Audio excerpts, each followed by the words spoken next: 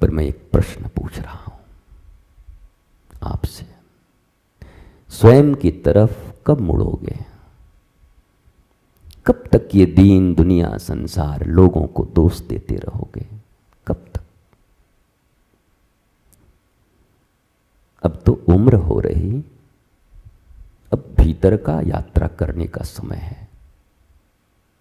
भीतरी यात्रा जिसकी अच्छी होगी ना, उसे बाहर कष्ट नहीं होते। करोड़ों कष्ट भी उसको प्रभु का दिया प्रसाद लगता है। और आप ही तो सुनते हैं, दुख भी हमें प्यारे हैं, सुख भी हमें प्यारे हैं, छोड़ू न किसे भगवान, दोनों ही तुम्हारे हैं, दोनों ही तुम्हारे हैं।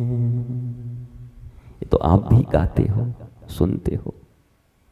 तो जब दोनों उसके हैं तो किसको दोष देते हो? क्यों क्यों अपराध लेते हो? एक शास्त्र में बड़ा प्यारा छोटा सा कथानक आया। उस राज्य के राजा ने, नाम याद नहीं मुझे, पूरे देश के विप्रों को, संतों को आमंत्रित किया कि प्रसाद पवाएंगे सबको, भंडारा, और स्वयं अपने हाथों से सेवक की तरह, जैसे प्रधानमंत्री नरेंद्र मोदी जी कहते हैं कि मैं प्रधान सेवक हूं, वैसे राजा ने सेवक की तरह सभी आए हुए हजारों लोगों को प्रसाद बांटना शुरू किया। प्रसाद बनी थी खीर, सुंदर। उसी वक्त ऊपर एक घटना घट रही थी, आकाश में, खुले आकाश के नीचे हो रहा था। एक चील एक सांप को पकड़ के ले जा रहा था, विषधर सांप छटपटा रहा था अपने प्राणों को बचाने के लिए, और चिल्ल अपने धर्म पर था, उसका तो भोजन ही सांप है। सांप अपने धर्म पर था, बचने की चेष्टा कर रहा था। इस जद्दोजहद में सांप के मुख से विष की ग्रंथि फूटी, ग्रीष्म टपका, और उसी पात्र में जिसमें खीर रखा था, हंडे में गिरा। किसी को कुछ पता नहीं। राजा ने सबको प्रसाद पवाया, सबको भोग कराया, आंखों में अश्रु लेकर अजस्त्र दान दक्षिणा दिए, और सारे के सारे संत और विप्र मारे गए विष के प्रभाव से। घोर हाहाकार मचा, और ये दुष्ट राजा ने हजारों विप्रों और संतों को मार दिया, विष खिला दिया।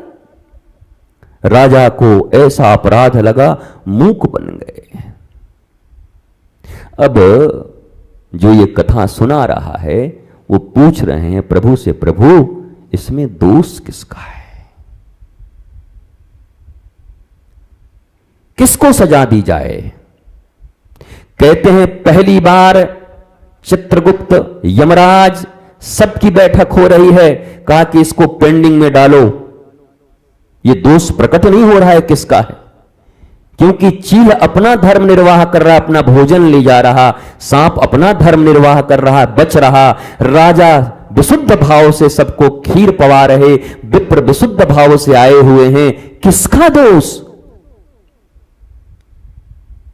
और उस केस को पेंडिंग में डाल दी गई। बरसों बाद राजा ग्लानि में पत्थर की तरह जैसे अहिल्या हो गई थी, वैसे जीने लगे। एक दिन फिर कोई एक संत आए और आकर बाहर किसी से पूछा, वो राजा साहब कहां रहते हैं? तो एक बुढ़िया थी, उस वृद्धा ने कहा, कौन राजा?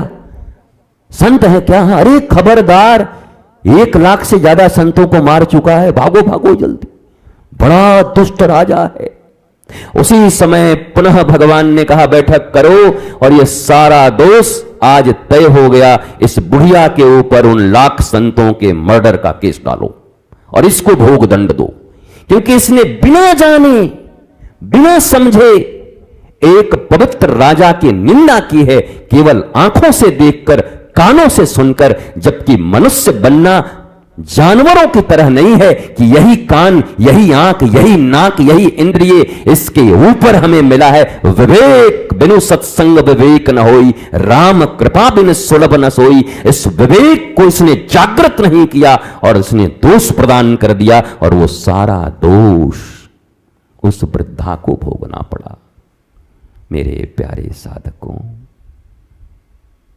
जरा सोचो, सिर्फ ये कहने पर, जबकि उस वृद्धा ने सच ही बोला, अपनी तरह से पशु की तरह बोला, क्योंकि मनुष्य नहीं हो पाई थी, आत्मज्ञ नहीं हो पाई थी, नहीं तो कैसे ये बोल पाती। बोला मैं कैसे बोल सकती हूँ, क्या लीला हुई है, मुझे कुछ समझ नहीं। इतने लोग मरे हैं ये भी सत्य है, राजा धार्मिक हैं ये भी सत्य है, मैं नहीं कह सकती। जो चीजें स्पष्ट सारी दुनिया कह रही थी वही बात उसने कही, और ईश्वर ने उनके ऊपर सारा दोष लाद दिया।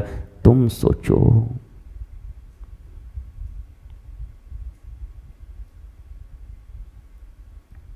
बर्बाद गुलिस्ता करने को बस एक ही उल्लू काफी है।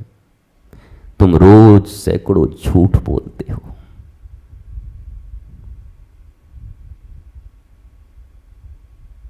चुगली करते हो,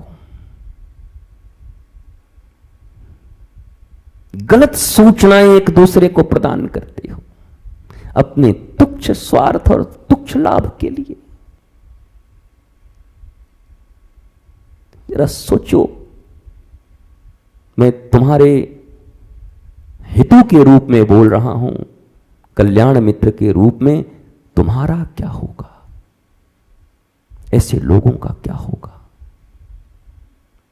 कितनी सूचनाएं, कितनी चीजें तुमने जीवन में गलत बोली हैं। प्रतिदिन सैकड़ों अपराध तुमसे बन रहे हैं, और फिर भी आशान्वित हो कि तुम सुखी होगे, फिर भी आशा लगाए बैठे हो कि इसी जन्म में हमें आनंद मिलेगा। और ब्याज कौन चुकाएगा? जन्म जन्म ब्याज कौन चुकाएगा इसका? ईश्वर के दृष्टि में तो ऐसी नहीं है कि करे कोई भरे कोई, तो स्वयं कोई भरना पड़े। पति पत्नी का नहीं भर सकती, पिता पुत्र का नहीं भर सकता, भाई बहन का नहीं भर सकते। कैसे भरोगे?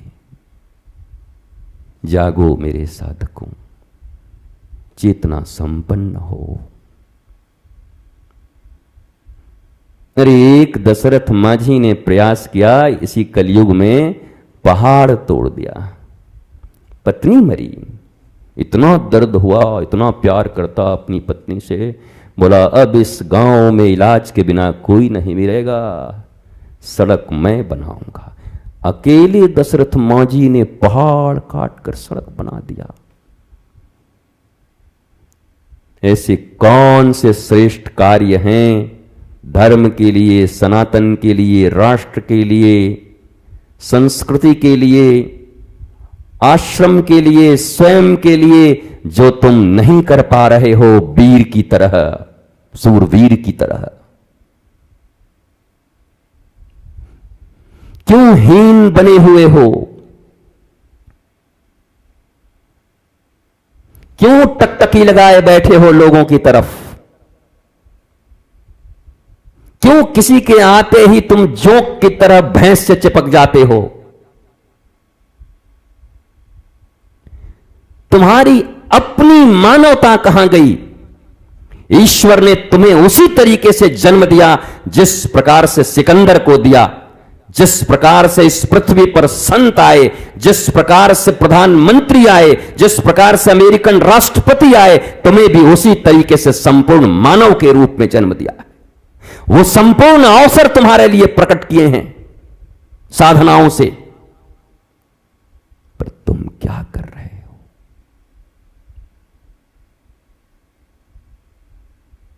जो आता तुम्हारा हितैषी बन जाता है। तुम्हारा बाप बैठा यहां, गुरु बैठा, वो तुम्हारा हितैषी नहीं है। जो आता तुमको हितैषी लगने लगता है। कहां जाओगे प्यारे इतने अपराध लेकर? मेरे गुरुजी से किसी ने पूछा कि आपकी कोई बात नहीं सुनता तो आप बड़े दुखी हो जाते हैं। तो उनके उत्तर ने करोड़ों आंखों में अश्रु ला दिए उस समय। बोला, हां मैं दुखी हो जाता हूं। क्यों? क्योंकि मेरी बातें न सुनने के कारण इसके जीवन में जो दुख उपस्थित होंगे उसकी पीड़ा अभी से महसूस करके मेरा रूह कांप जाता है, मेरे हृदय कांप जाते हैं। जो भक्त थे उनकी आंखों में अश्रु आ गए। और प्रत्येक गुरु को अपने जीवन में दुख होता है, प्रत्येक को।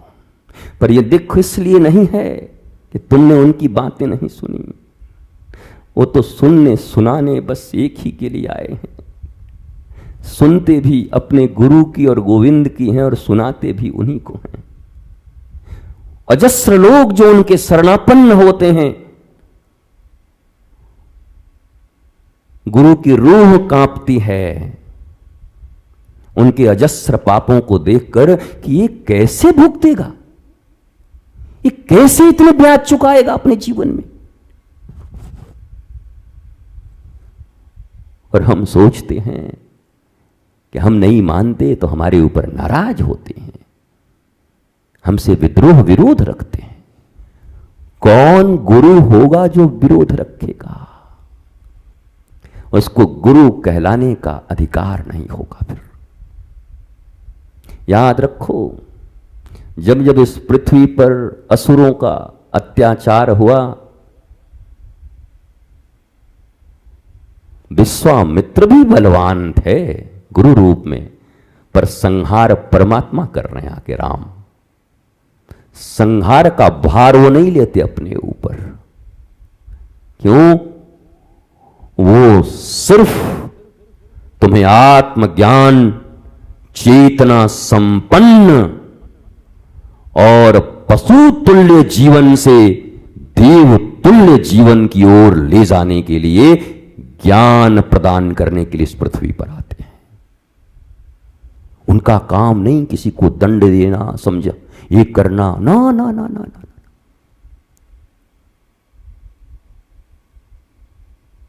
चूकिए मत, चेतिए, चेतो चेतो। ये बाहर के लोभ लालच देखकर मत भटको, और भटकना है तो मेरे प्यारों हो आओ एक बार बार से। कौन बंधन है यहां? बताओ मेरे को, कोई बंधन है? रस्सियां हैं, बेड़ियां हैं पांवों में, जेल है ये? किसने रोका? जाओ। लगता है कि जहां तुम्हें सुख की उपलब्धि होगी इस शरीर के लिए, एक बार हो आओ, नहीं तो जीवन भर तुम्हारे भीतर ये अपराध होता रहेगा। हो आओ एक बार, घूम आओ।